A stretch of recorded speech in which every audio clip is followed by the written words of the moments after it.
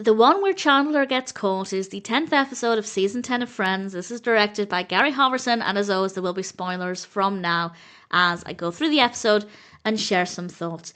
And I'm actually going to go through this one chronologically. Usually with Friends, I don't. I talk about each part of the narrative in turn, but with this one, it made more sense to go through as the episode does. And we are officially over halfway through the 10th and final season. I hate that, but nevertheless, this is a really solid episode. Starts off in Central Park, everybody's discussing whether they'd give up food or sex. Everybody's answers are believable. Joey wants girls on bread. Funny, thought-provoking, not a bad way to start things off. Still in Central Park, but this time just with Phoebe and Rachel, she sees Chandler talking with a mystery woman, and he gets into her car. And immediately, they think Chandler is having an affair.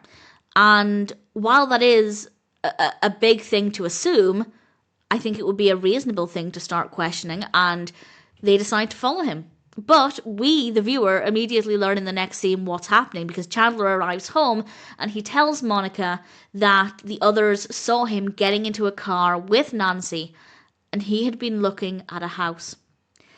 And the others very quickly arrive and confront Monica, and they tell Monica that they followed Chandler to a house in Westchester, and Monica's response is not what you'd expect if somebody had just told you your husband's having an affair.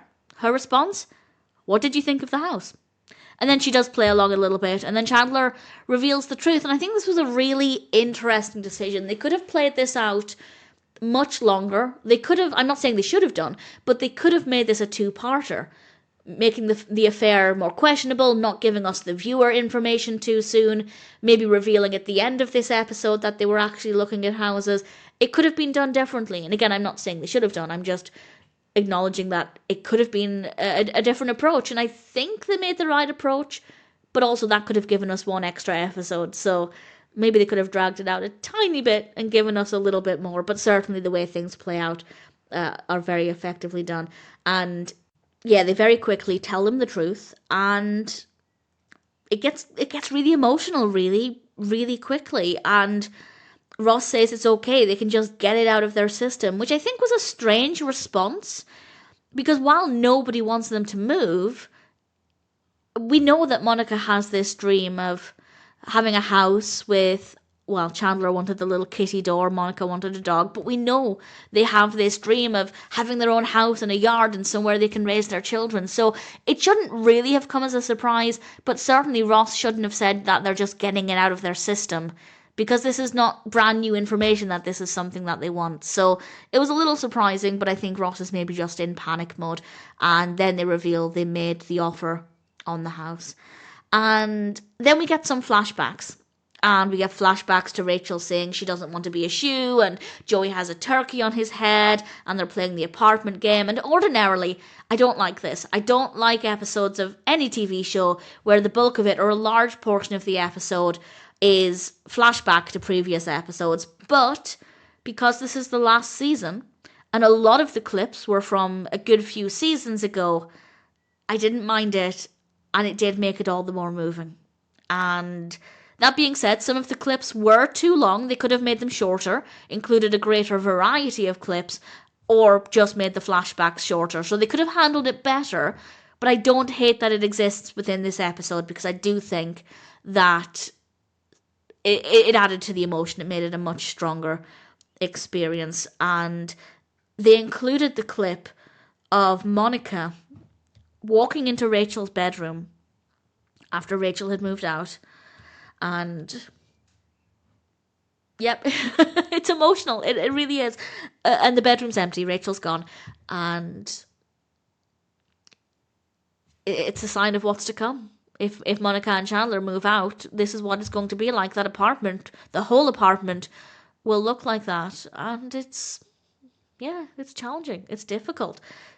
Ross, back in real time, Ross points out that when he looks over from his apartment, he won't be able to see them there, which is a little creepy, but that would make it really, really hard. Imagine your best friend, and I'm sure many people can relate to this. Imagine your best friend and your sister live opposite you, and they've done that for years, and then they move, and you have to see strangers.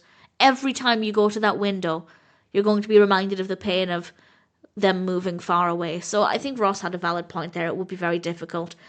They get a phone call and Chandler answers, and unfortunately they passed on the offer.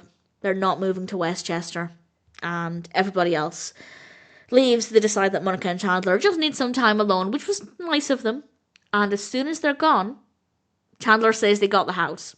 The emotional roller coaster, even though I knew that was coming, as I've seen this many times, even though I knew Chandler was going to say that, the emotional roller coaster is incredible. He didn't want to tell her in front of the others, which I think is fair, because had he told her, they wouldn't be able to get excited about it, because everybody else is miserable. And they then have to work out how they're going to tell the others. And the final scene, it's fabulous fun, and it really brings the energy back up, because honestly, it's quite a miserable episode. And I feel like, as a viewer, I feel how everybody else does. I want to be happy for Monica and Chandler. I want them to have their dream house, but I don't want them to leave this apartment.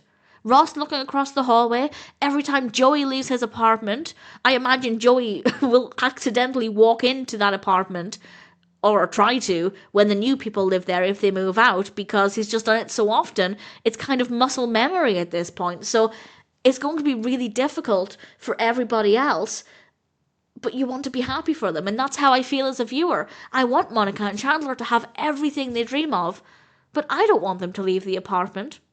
And it's a really emotional episode because of that.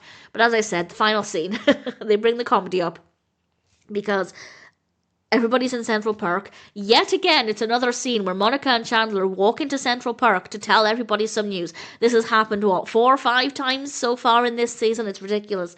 But at least it's not the start of the episode this time. And they have gifts for everybody. Some quite nice gifts. Joey got a meatball sub. And obviously everybody wants to know, why are you giving us these gifts?